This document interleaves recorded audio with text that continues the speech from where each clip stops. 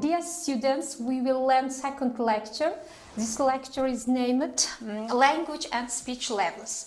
You know very well language is very important in our life because from this language we can achieve a lot of success and we can develop our nation's life and republics and states' life. So let's today learn about language and speech levels.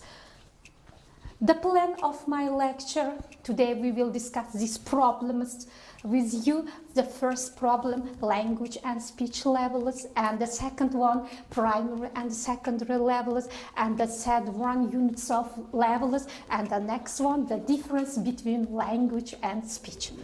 Next one, Ferdinand de Saussure. Who was Ferdinand de Saussure? The first of all, I want to say about him. He was the father of linguistics. He was. Why? Because he gave us very significant information about linguistics, and he gave us foundation of linguistics, foundation materials of general linguistics. Ferdinand de Saussure was a Swiss linguist, semiotician. His ideas laid a foundation for many significant developments in both linguistics and semiology. In the 20th century, he is widely considered one of the founders of the 20th century's linguistics and one of the two major founders of semiotics and semiology. Nowadays, you also learn general linguistics. He was founder of this general linguistics. So all linguists consider him as the father of linguistics. Next, what is the difference between speech and language and communication? Let's watch this video, and after this video we will discuss about it. Speech is our actual production of speech sounds using our articulators such as your lips, your tongue, and your teeth. So it's the production of your s, or another one would be your so you are clearly understood. The language refers to the words that we use and how we use them to either convey or understand a meaningful message. So one example would be to be able to formulate a grammatical sentence, knowing that you have to use the correct tense, the correct word order to be able to communicate it effectively. And then communication is kind of that overall umbrella term that refers to how we use our speech or how we use our language to communicate socially with one another. So it's the ability to get across our wants and needs, or to understand how someone else is feeling, or to express how we are feeling ourselves. So, my dear students, from this video, you can see and you can discuss the differences between language and speech. From this video, you know the difference between the language and speech are very significant.